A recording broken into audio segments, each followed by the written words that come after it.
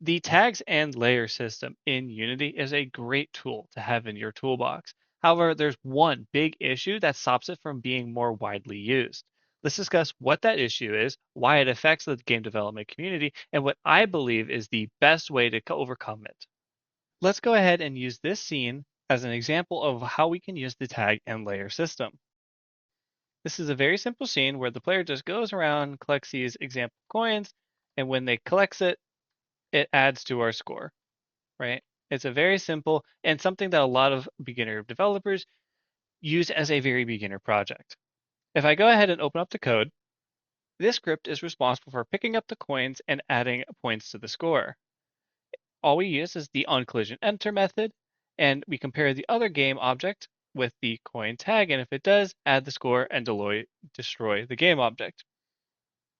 The issue with the tags and layer system is this right here. This is what we call a string literal. These are strings that must be typed out by human hand. It is very, very susceptible to uh, mistyping. Say, for instance, I had accidentally typed the O. Now the system no longer works. If I wanted to improve this project, I could take this definition of the coin string literal and put it into its own static class somewhere that everything can access. And this is actually a very common solution that people use when they have to use the tag and layer system. However, I believe I have come up with a way to improve it even more. So let's go ahead and see what that is.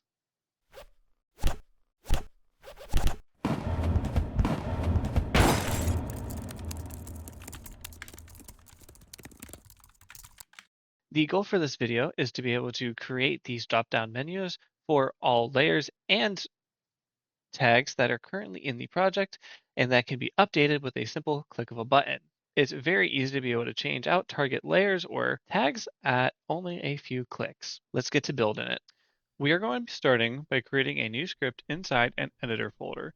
This will not work if it is not in a folder specifically named E editor. I'm just going to call the file generate tags layers enum. Inside the new file, I'm going to start by removing everything from the class, including its inheritance from model behavior.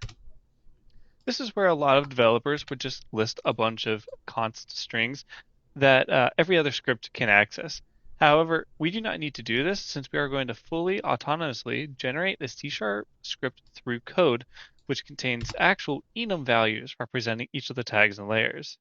We're going to use enums because it allows us to easily select between different values inside the Unity inspector. Instead, we are going to start by defining two strings. The first is going to be the folder path that the new file will be saved at. The other is the name of the class that we are going to create.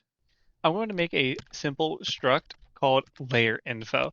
This is just going to hold some layer information for us while making the new class. All it needs is a string for the name of the layer, an int for the value of the layer, and a constructor for us to easily use. Let me just collapse the layer info struct to give us a little bit more space. I'm going to define a static method called update tags and layers. This is going to be the main entry point for this new tool. I'm going to give this method the menu item attribute. The menu item attribute will add this to the main toolbar of Unity under whatever path you give it. For this, I'm going to give it the path of example/update tags and layers. Before continuing, I'm going to create two more static methods. One is called getAllLayers and returns an array of layer info. The other is going to be called getAllTags and return an array of strings. The getAllTags method is just going to return Unity editor internal editor utility.tags. Gotta say, Unity, got a great name there. The getAllLayers method is going to loop from 0 to 31 and try to get a layer from layermask.layer2name. If a layer exists, we'll add it to a list to return as an array after checking all 32 possible values.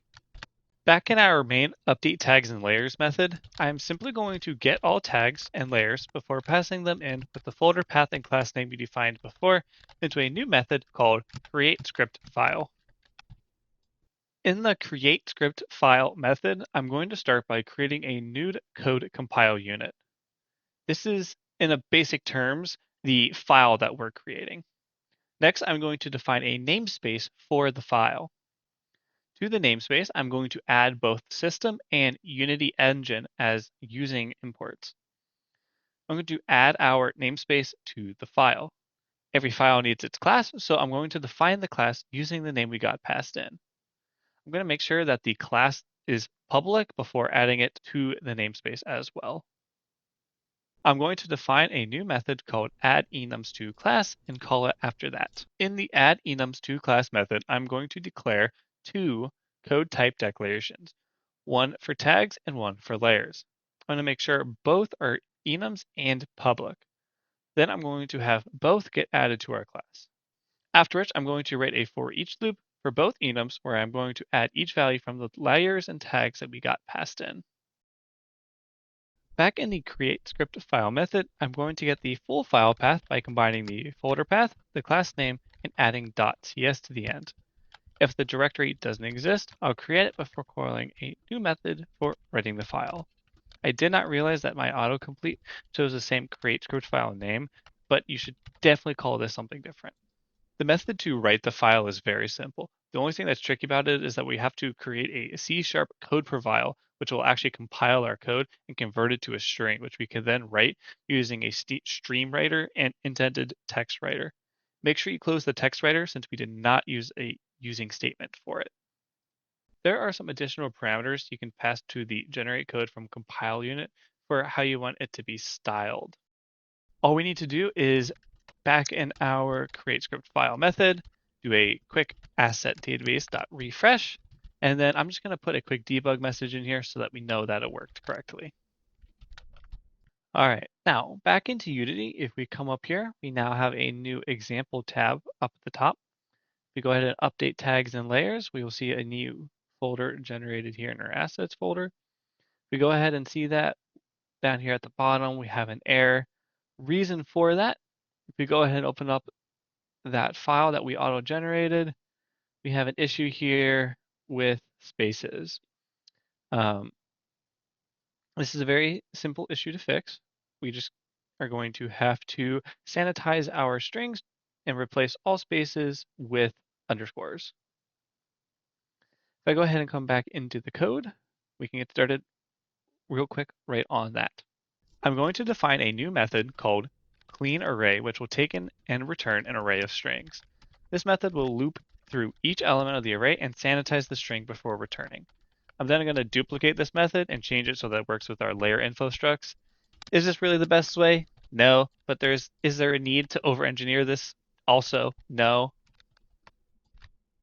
We need to make sure there are no special characters in the tags and layers. This is the major con to using this system, and this is because you cannot use any special characters when naming a value inside an enum. We cannot even use underscores since we are going to replace spaces with underscores, and our system won't know which underscores are spaces and which are actual underscores. To actually sanitize our strings, I'm going to use a regular expression. If you do not know what regular expressions are, then I highly recommend you looking into them. They are a way to identify certain patterns of characters inside of strings. In this case, we're just going to use a regular expression to identify if there is any character that is not a number, letter, or a space. In the isMatch method call, make sure the string is exactly the same as mine, as if there's even a single character difference, it won't work anymore. If there is a special character match, I'll log an error and return null. In our cleanArray methods, we are checking to make sure that there are no null returns from the sanitize method. If there are no special characters, we will just return the string after calling replace to change all spaces into underscores. We just need to go back up to our entry point and make sure that we actually use the cleanArray methods that we just wrote. Then we are all ready to check it out. There are two quick things that I forgot to do down here in the addEnums2class method. First off, this second for each loop, we need to make sure that it is actually layers as enum that we are adding the layer names to. And also I want to set an initial value for these layers fields. So we can just do that simply by doing field.init expression equals new code primitive expression, and then let's just do s.value. Now if we head back into Unity, we will have to delete our old tags and layers class in order to get Unity to recompile. That is totally fine. We won't have to do that in the future. Now, if we come back up to our little example tab and update the tags and layers, we will notice all of our tags, all of our layers in their proper enums, doing everything that they should be with the correct values for our layers class. If I go ahead and open up my coin picker class one more time, we can change this out. So now instead of having to use the private const string that we had before, I can just do a serialized field.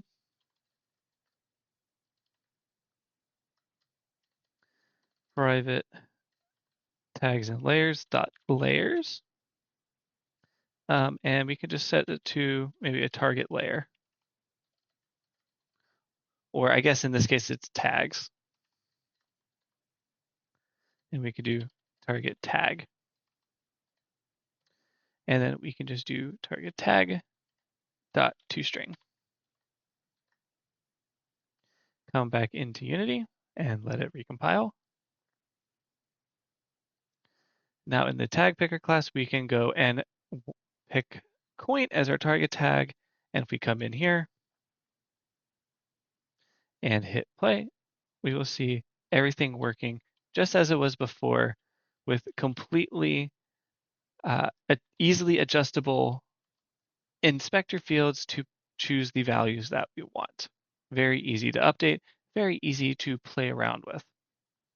There is one more issue that I want to address, and that is if we notice in our tags and layers class, this ignore raycast, now that it has an underscore, if we were to do the toString method on this, it is no longer going to return the same string as what the layer is actually called.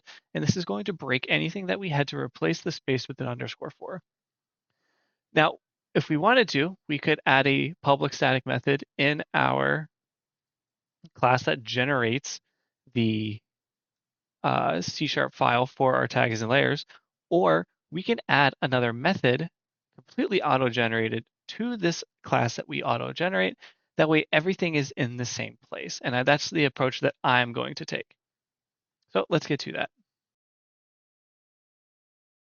Below the add enums to class method call, I'm going to call it add methods to class and then have VS Code generate that method for me. We need to pass in the name of the method and the class we are attaching it to. I'm going to call this method convert enum string to real string. In this new method, I'm going to declare the new method we're adding to the class. I will mark it as public, final, and static. Final does not actually exist in C#, so this is not technically necessary. However, if you wanted to auto-generate, say, Java code, you could do so with this exact same system. The return type of the method is going to be a string.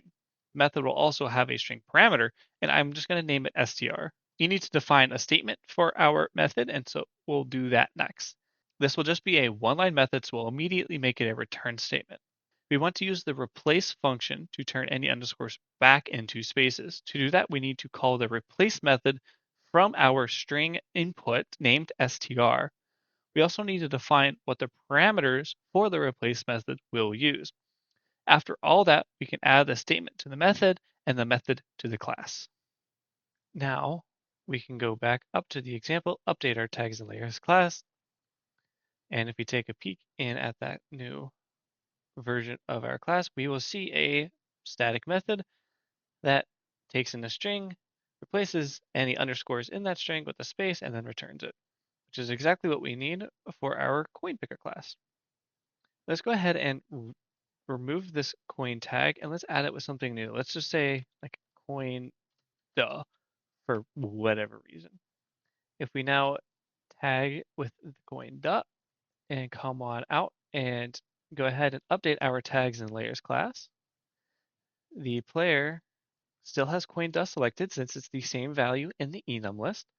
However, if we were to play this right now, it's not going to work because coin underscore duh is not a tag. When you get that error down here, coin duh is not a defined tag. What you need to do is go back into our coin picker class, and instead of just doing the target tag here, we need to do tags and layers dot convert enum string to real string, add an extra parenthesis and call it a day, open up Unity again, and now this will work just fine with both our new coin duh tag and the ignore raycast layer or anything else. Another really great part about this system is that with the layer system, the way that we implemented the enum by giving it very specific values allows us to cast the enum directly to an int and have the expected value. If we come back into Unity and let this compile and we hit play, we will see very easily that our player here changes over to layer immediately. And then we can just come back to the player, change the tag to layer 15, which is not actually layer 15, remember? And we're right there. Easy as can be, absolutely no issues. I hope this video helps everyone using the tags and layers system in the future. I think this is one of the best ways of doing it. It's completely auto-generated. It's one click of a button and 10 seconds of waiting for Unity to recompile. You don't have to go find a class on your own. You don't have to go through all of your scripts replacing values. This is really just one of those things that I think should be in default Unity. They could very easily create their own auto-generated file. They do it for the new input system. I don't know why this isn't a thing, but as you saw, it's very simple to add to your own project. I use this everywhere. So I hope you guys enjoyed and I hope you guys learned a little something, and I will see all of you guys next time.